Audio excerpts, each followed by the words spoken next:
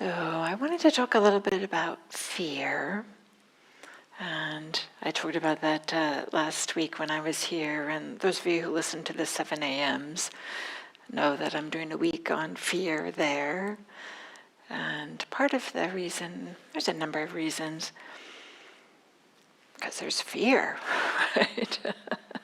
We have fear, and it shows up in our lives, and maybe much more than we realize. There's kind of like this fear is underlying so many of the things that we do, the decisions we make.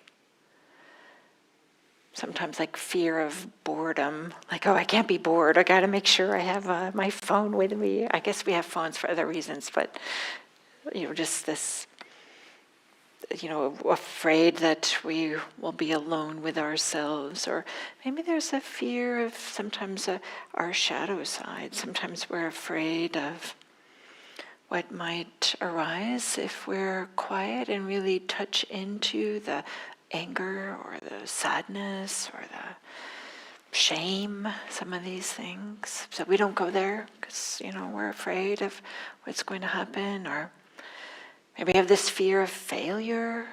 We don't try new things. We don't kind of like stretch ourselves, put ourselves in unfamiliar settings, try for different jobs or make changes or something like this because we have fear of failure. Fear of endings. Maybe we're awkward around when something ends and it's time to say goodbye and just leave, or we hold on too tightly, or don't want to even just deal with it when a coworker leaves or somebody moves away or whatever this is. There's like this uncomfortableness, this fear of endings, or this fear of, I want to say not being in control, but we're really not in control as much as we think we are, but kind of maybe fear of like just the feeling of not being in control. Of course, we want things to go the way that we want them to go. And this fear of maybe feeling unworthy. Of course, everybody's worthy. Being unworthy doesn't actually exist, but doesn't mean people don't feel that way. Feel like, okay, in order to be worthy, I have to succeed or serve, or, I have to do something. It's really, if we kind of like want to look at it in this way, we'll see that there's fear is like so prevalent. It's really having a big role in our lives. This is part of the reason why, fear is something to look at and become familiar with and learn to work with. Last week I talked about the FEAR practice, the fear practice. F is for friend, kind of say like befriend the fear. E is for explore the fear. A is for allow the fear. And R is release. Maybe it's not so much that we're actively doing the releasing, but releasing of fear happens when we are exploring and allowing and being friendly with it. And certainly the Buddha, he gave some teachings on fear. I'm not going to go into all of them today. But wouldn't it be easier if there just weren't fear? If there just wasn't. It's just fear, we just didn't have fear, if that just didn't arise. It'd be so much easier. Just think like how much freedom we would have. The things that we could do if there weren't fear. How many people we could benefit and support ourselves and so many others if we didn't have fear. So, the Buddha, he talked about this road to fearlessness. I stumbled upon this verse that's kind of like tucked away in the Samyutta Nikaya. It's maybe not so common, but I thought I'd play around a little bit and explore kind of like these instructions to fearlessness. Instead of just learning how to be with fear, how to just not have fear. So kind of like this, it's written in verse. It's common. There's a lot of things that are written in verse. But maybe I'll just say in a little aside that to translate Pali verse into English depends on your point of view, is either really difficult or really easy, because it doesn't follow the usual grammar rules, and it uses word forms that are really unusual, and it uses maybe some archaic vocabulary, like archaic even for Pali. So in modern times, there's a lot of interpretation that has to be done. And so there's a way in which it's not, like the verse is pointing towards something, and then there's a way in which we can have to see it, make sense of it. And I thought maybe I'd share with you kind of some of my thinking. It's not, you don't have to agree with me, but I'll offer kind of like my interpretation. But part of the reason why I want to offer this is to encourage you to find your way too, with some of what's being said here. And so maybe on the big picture, so not only does it use verse, but it's also using a metaphor. And the metaphor is this idea of a chariot. That was like the fastest thing. That was the only probably vehicle at the time, right? Was a chariot. So to get to fearlessness, apparently, according to this, you just have to get on the right chariot, go in the right direction. But what does that mean? Okay, so here's the verse, and then I'll unpack it, and I'll share with you some things here. And there's some things that are, I think, a little bit surprising. At least I felt surprised. And then when I thought about it, I felt kind of actually happy. It made me happy to think about this. So the verse goes like this. The path is called the straight way, and fearless is its destination. The chariot is called unswerving, fitted with wheels of dharma. Conscience is its leaning board, mindfulness its upholstery. I say the teachings is the charioteer with right view running out in front. One who has such a vehicle, whether a woman or a man, by means of this vehicle is in the presence of nibbana. So there's this way that the destination is fearlessness, and it's also going towards nibbana. This recognition that freedom includes like freedom from fear, but also this movement towards greater and greater freedom, where there's a shedding of a lot of the fears. And a lot of that has to do because so many of these fears that I described at the beginning were fears about our sense of self, like how will we look to others, or will we be safe and have security? And as we find our way towards greater and greater peace and freedom, the sense of self is not as hungry for attention or needing to be fed or protected, or it's not as strong. It's not driving the ship quite as often. I'll talk about that a little bit more when we get there, but maybe I'll start here with the first stanza.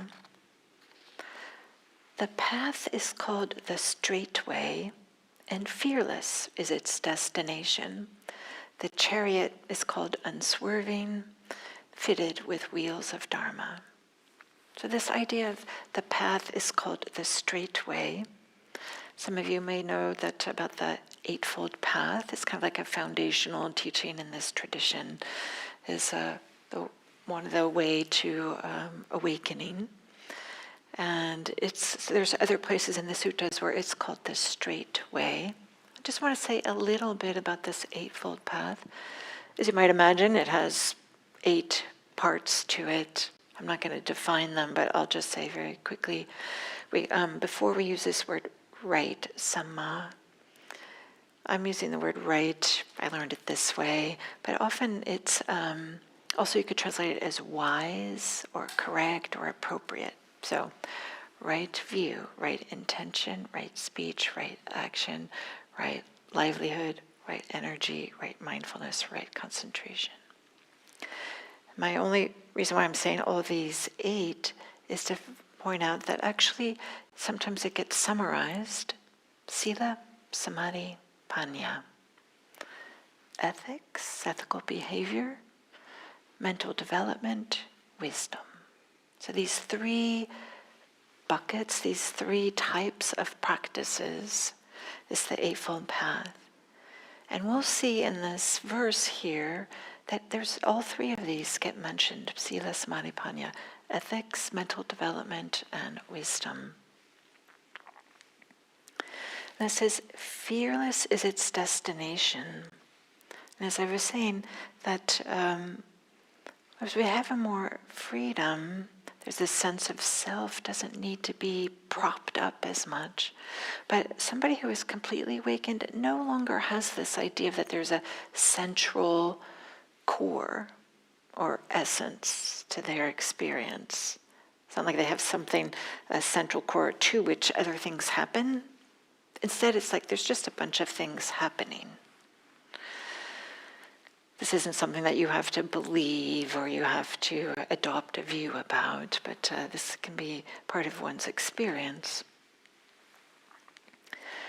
So, to be fearless means to no longer have fear, because there isn't this core that has to be protected. Instead, they are with whatever is rising, and whatever is rising without building a story around it. Saying like, oh, that was awkward what I just said or what that other person said.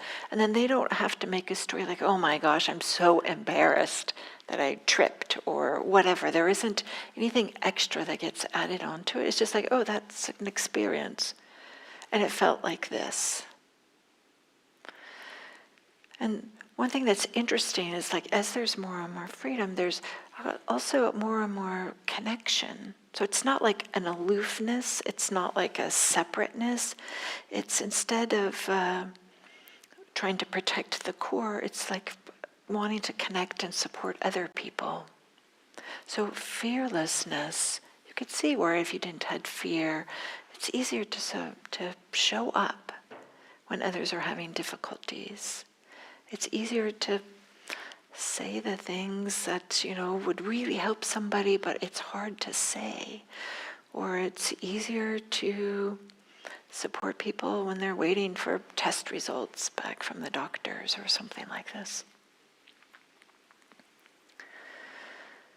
So this verse continues and it says, the chariot is called unswerving.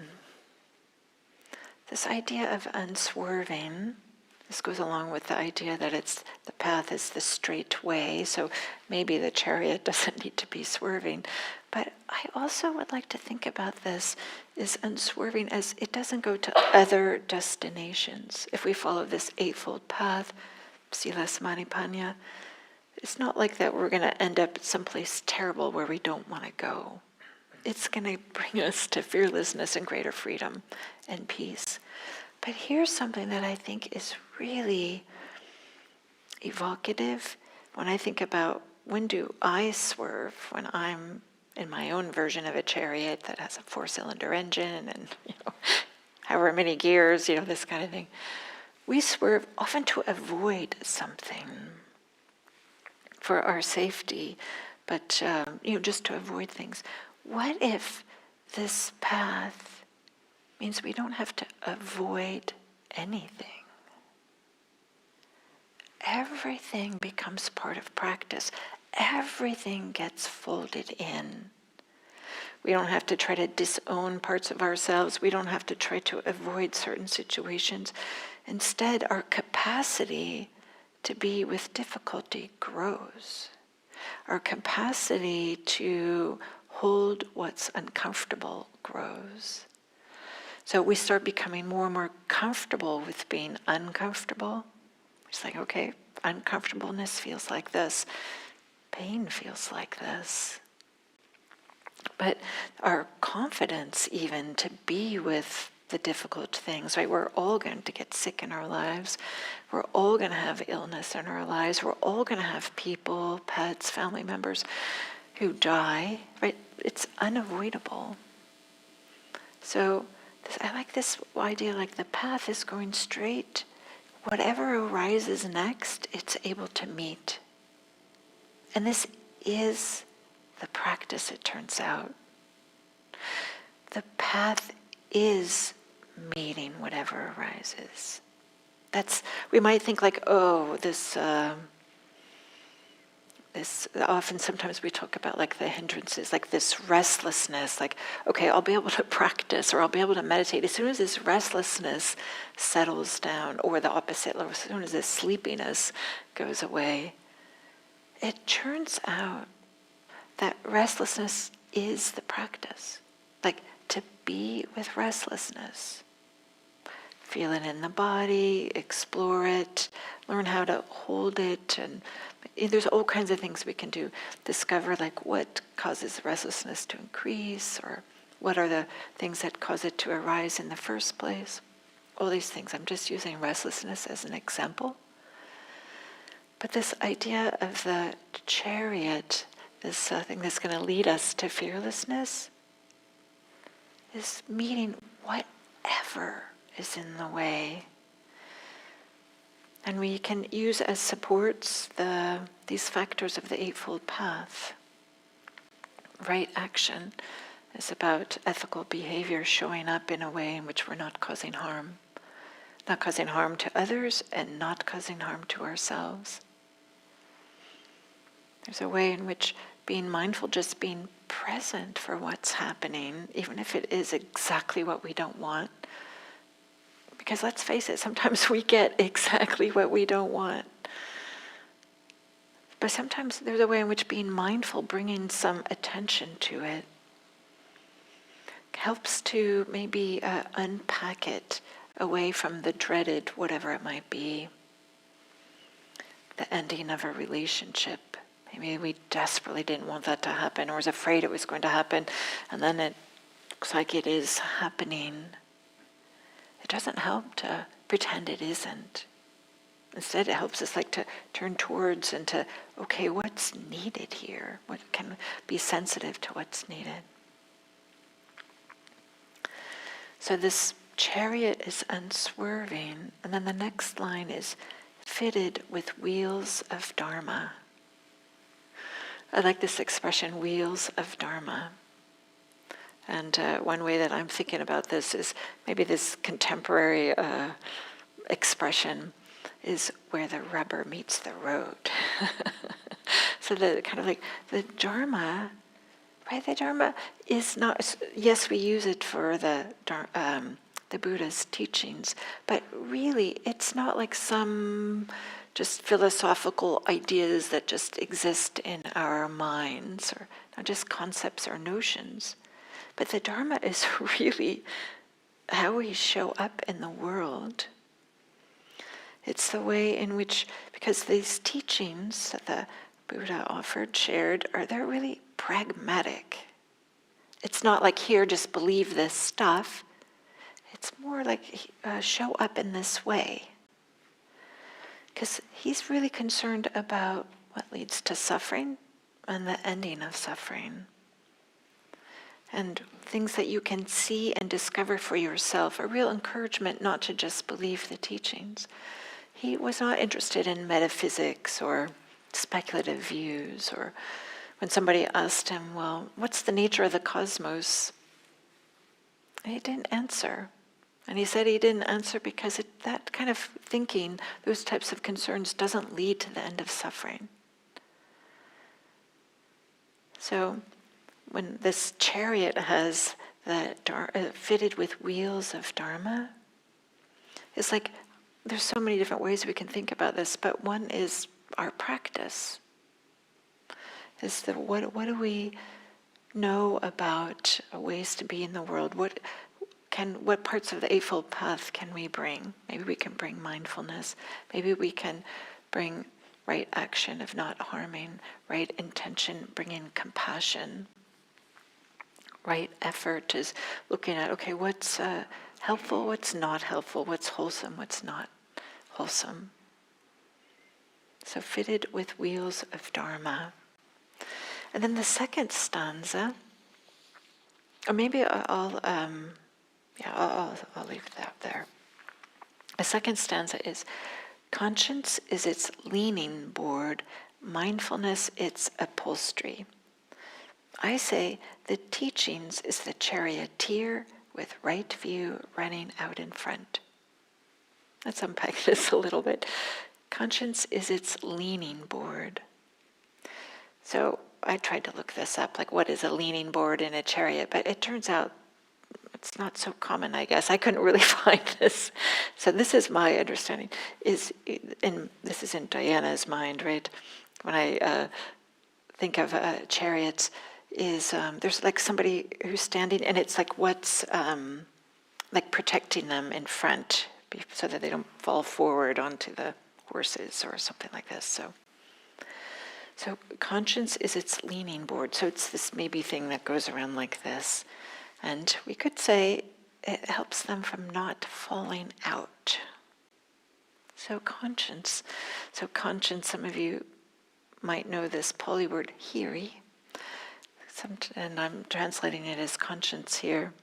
And hiri is, the Buddha called it like one of the guardians of the world, because it's this sense of recognizing how uncomfortable it is when we've done something unwholesome, when we've done something that we knew wasn't the best thing to do, but we did it anyway. And this hiri is this, this wish to not cause harm, and it's based on a respect and a care for ourselves and for others. So it's not like this external, like, you should not do this. It's more of like, oh, it feels awful when I cause harm, and I care and respect others. So I want to take care. I don't want to cause harm. This feels for me like a nice way to think about how to be in the world. It requires that we're sensitive to what's going on with ourselves, what feels uncomfortable. But it builds on this wish to support others and to support ourselves. Not like we have to choose ourselves or others, but both. So this idea of conscience as the leaning board is something that's here, that helping us fall, so that we don't fall out of the chariot of that's carrying us towards fearlessness. And in this poem, in this verse, and with this metaphor, the chariot is, we could also say, is the practice, what's taking us to fearlessness. And then there's this very curious expression, mindfulness is its upholstery. I'm like, what? I poked around in the Pali here to say, like, okay, parivaranam is the Pali. So it could also mean something like covering or drapery. But I was thinking, well, maybe, this is speculation on my part, that maybe like this chariot has a covering that protects them from whatever they need to be protected from. The sun, this is India, right? It's hot, and the rain. But we can think of mindfulness as something that protects us from whatever it is we need protecting from. I spoke about this earlier. There's a way in which, if we can bring mindfulness, if we can bring attention to what's happening, there's a way in which it protects us because it enables us to bring our best wisdom. We're not necessarily less likely to be caught off guard, but instead we can be noticing what's actually happening. It's so common that when something's uncomfortable, we start blaming, or we collapse, and then we're no longer kind of connected to what's actually happening. We're too busy like yelling at the other person, or yelling at ourselves, or just shutting down. But there's a way in which mindfulness, if we can stay present with what's happening, allows us to be sensitive to what's happening and not having to be like the blaming and the shutting down kind of like blunt our awareness. And as best we can, right? Some things in our lives are really difficult, and it's difficult to be with, but to have the aspiration to know that, to know, to pay attention to, is better in the long run, even though it might be uncomfortable, than just trying to avoid or pretend it's not there. So mindfulness, it's upholstery, I'm going to maybe say, and I thought about this when I was driving here this evening, like upholstery. I looked at some other translators. They had the word accessory, but the Pali doesn't really support that. This was a little too far from the Pali. And then the second stanza goes with, I say the teachings is the charioteer.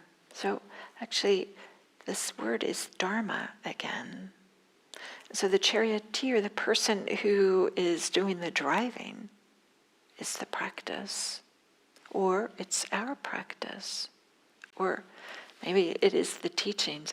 Dharma has so many different ways we can interpret this word. But I like this idea that it's guiding the journey, like where the chariot goes, but not only where, like how fast. Like maybe things need to move slowly. Maybe we need to stop and pick up some other passengers or let off some other passengers or something like this. Those people that we're sharing the chariot with, or whomever we were sharing it with. But the charioteers, maybe there's a way, if it's the Dharma, it's also wanting to go towards where there's less suffering. So it's, in my mind, right, this somebody that has their, on the reins and is doing what's best, wanting what's best for us. And then this idea that with right view running out front. So the charioteer is following right view. Right view is out in front. So right view, this is the first element in the Eightfold Path. Some of you might know, and I'm using this word right, not because the opposite is wrong. Right means like the most appropriate or the most helpful, or in the same way that like the right tool. Like we don't bring a hammer if we're trying to undo a screw. The right tool is a screwdriver. So I'm using right in that way, not as moralistically right. So right view is a perspective, or it's a frame of reference that provides a simple, straightforward understanding of how to bring suffering to an end. Is this, some of you might know that part of right view is the Four Noble Truths. So it's this recognition of this is suffering, this is the arising of suffering, or this is the origin of suffering, this is the cessation of suffering, and this is the way to the ending of suffering. So what's out in front, what the charioteer is following, what the Dharma or the teachings charioteer is following, is this perspective or view of this way to suffering and this way to the ending of suffering. This is the way right to greater freedom. This is the way to nibbana. This is the way to fearlessness. Because there's this way in which our views, our orientations, our perspectives, our beliefs, the ways in which we understand ourselves and the world, these are like the basis on which we make so many decisions in our lives, our views. And for the most part, they're unseen. We don't even know we have them. In fact, they seem like such an inherent part of ourselves. It just seems like they're the truth, or it's the natural way of the world. But our core views just seem like embedded and habitual, but they may not be accurate. They may not be true. And they might not lead us as clearly to the end of suffering, such as views as the world is an unsafe place. I'm only worthy if I serve others. It's important to always be comfortable at all costs. It's important to never be vulnerable. There's so many of these views that we have that we might not even recognize that we have that don't always support us.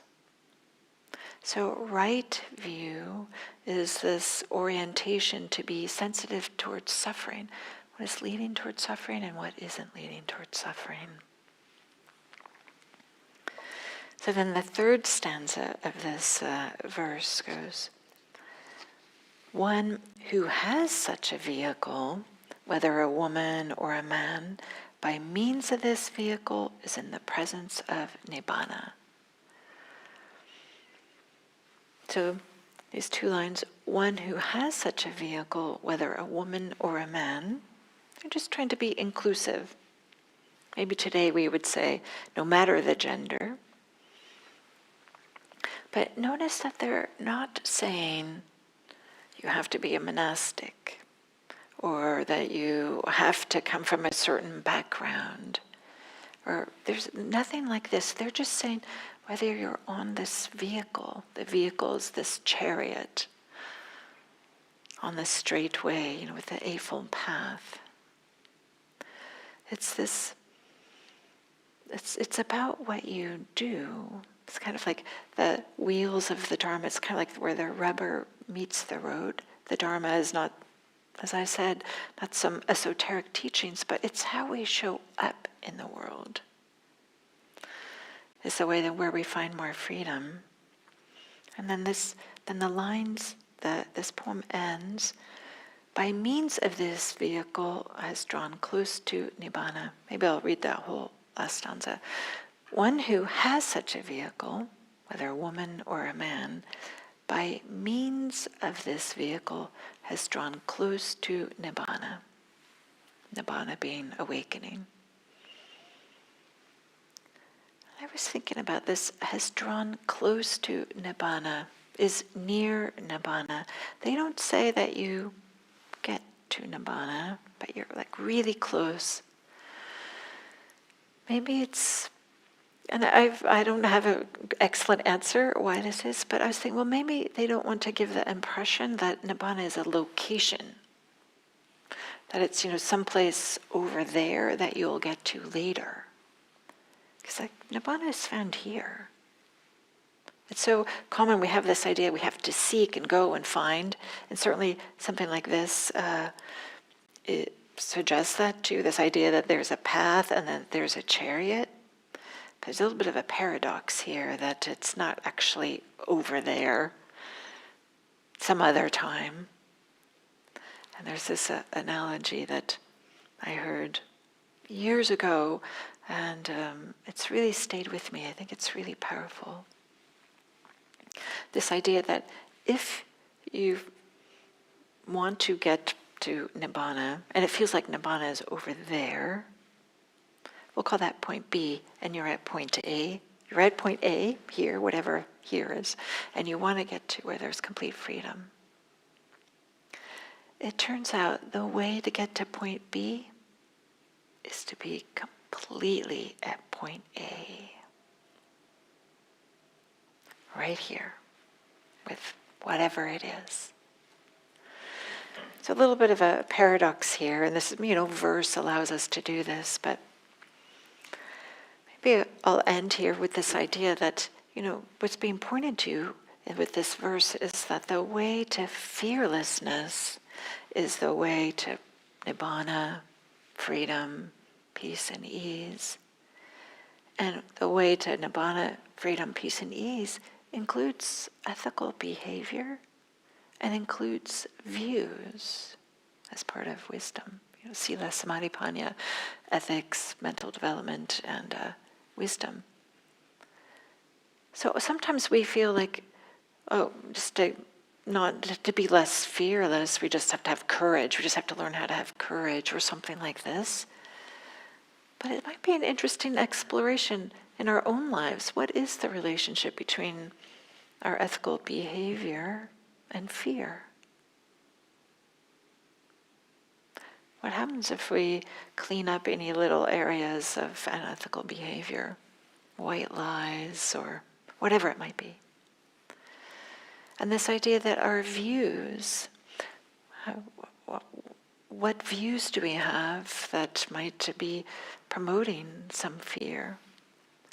What would it be like to view our experience through this idea of, to simplify it, this is leading to suffering, and this is leading to less suffering, no suffering. And it's interesting to maybe even use this language of leading to, because to be sure, sometimes, we are suffering, and if you think your whole life is just to get out of suffering, then you're just pursuing pleasure, and if that worked, you wouldn't be here, right? We were just out pursuing pleasure nonstop, right? We all have tried it, of course we did, and it didn't work, so we found ourselves here.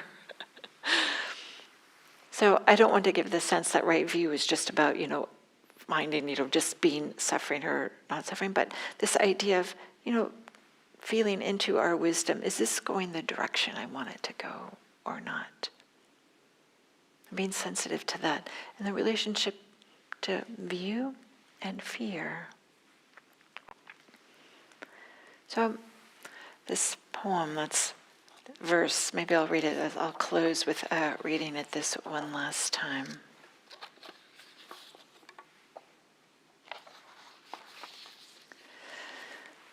The path is called the straight way, and fearless is its destination.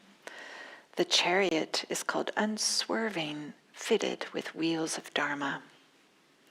Conscience is its leaning board, mindfulness its upholstery. I say the teachings is the charioteer with right view running out in front. One who has such a vehicle, whether a woman or a man, by means of this vehicle is in the presence of Nibbana. And then maybe I'll open it up and see if there's some questions or comments.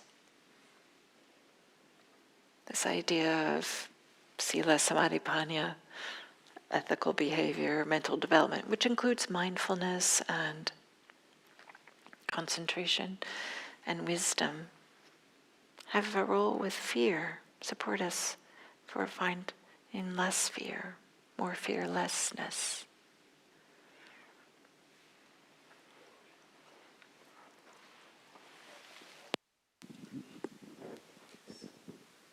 Hey, thanks, Deanna. Really appreciate it. Quick question on you mentioned the, sila, samadhi, panya. How could you define the difference between concentration and mindfulness? Yeah, there's a number of different ways we can say this. So sometimes I like to say the difference this way. Concentration is, so it's often when we're doing mindfulness, when we start, we're doing like maybe with the breath, and then as we often teach it here at IMC, if there's something that's compelling, we turn our attention to that. Let's say there's a really loud sound, and we'll just like say, oh, there's dog barking. And we'll kind of like just rest maybe with the dog barking and notice that, and when it's no longer compelling, come back to the breath. If the knee hurts, go to the knee, come back to the breath. So in this way, with mindfulness practice, this whole notion of distractions doesn't exist. Instead, whatever seems like to be troubling, we just turn towards and fold it into our practice. We bring our attention to it and we bring our mindfulness to it. So mindfulness is inclusive. Whatever is arising, we're paying attention to. Concentration is a little bit more exclusive. We have like, okay, I'm going to be on the breath. I'm going to be on the breath. I'm going to be on the breath. I'm going to be on the breath. Dogs barking, breath, breath, just breath. Like we don't bring our attention to anything else. We're just staying here in a breath, and we bring a sense of wholeness and a sense of collectedness and a sense of centeredness around the breath. Does that make sense? Mm-hmm. Yeah, Phil.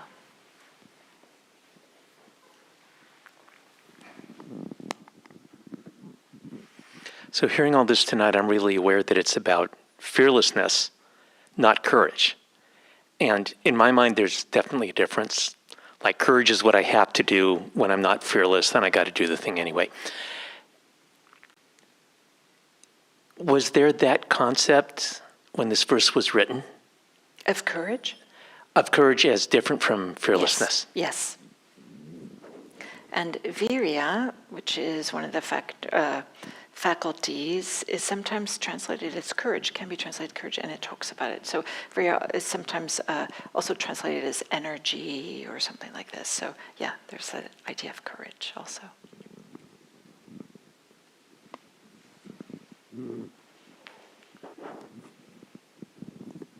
Thank you for your talking today about fearlessness, which we all need. Yes. I reflected on one or two stories which are related to Buddha, where Buddha says, ahimsa paramo dharma. We have talked about, even some like musicals and songs from Gregory Peck of India. But there is, I feel there are two parts to the fearlessness. For everyone around the world being fearless. One is, I'll quote one story. Can you hold the microphone just a little bit closer so I can Yes. hear? The story is about Angulimal, which I have quoted before also. So there is, so one self dealing with fear or like what is out there is one part of it, which is essentially courage. But the second part is also, I think, equally important, in which case, when Angulimal thinks that, okay, I'm just using an analogy, he used to chop fingers of people and make a garland out of it, or killing people, or, gouging people. I mean, I'm using strong language here, so I hope people are able to bear with me. But just to establish a point here, it was like, seemed like Buddha took this upon himself like his duty to educate Angulimal. Hey, he called out, hey, stop. Because he was preparing to do this, whatever he was preparing to do. And Buddha, it was like a transformational thing. He said, I have stopped, but when will you stop?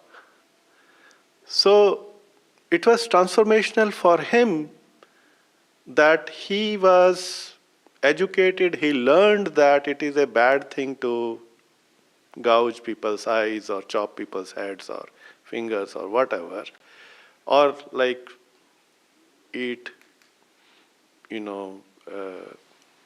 meat or whatever. I'm saying violence is a bad thing. There is a book I have quoted before, The Dance of Shiva, where the author Anand Kumar Swami, he goes on to say, violence even in thoughts is equivalent to violence. That is also Buddha's saying. There are 14 essays over there on all philosophies, all religions. So the point is, it's a twofold matter. One is upon oneself, the fear myself. Let's say I'm a charioteer. I am I can be fearless. But then there is also like the passengers that I am carrying. It's my duty to kind of educate them that I see. the Yeah, but I'll say one thing, though, about this story about Angulimala. For those of you who don't know, Angulimala was like this mass murderer, and he's going to kill the Buddha, and he's like running towards the Buddha, and the Buddha seems to be just casually walking, but Angulimala can't catch up to him. And Angulimala says, "Hey, stop!" And the Buddha says, "I have stopped, you stop." But so Angulimala kind of saw that the Buddha, A, was not afraid of him, and B, couldn't be caught. And then kind of unfold like the Buddha had stopped doing things that were unethical or had stopped, all kinds of other things. And that's why Angulimala couldn't catch him. And also there was like some supernatural thing happening there, maybe, I don't know.